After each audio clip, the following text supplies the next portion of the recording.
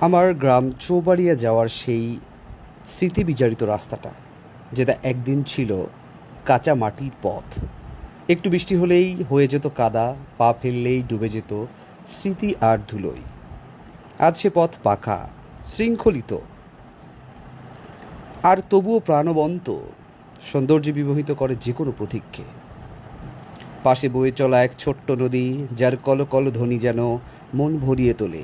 সবুজে ঘেরা, আর সেই সবুজেই হারিয়ে যায় ক্লান্তি।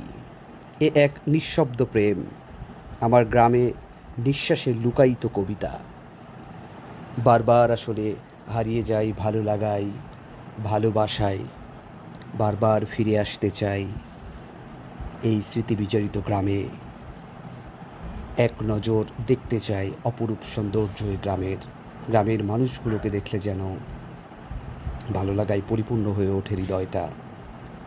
হয়তো এগুলাই স্মৃতি হয়ে কোনো এক সময় আবারও দোলা দিবে।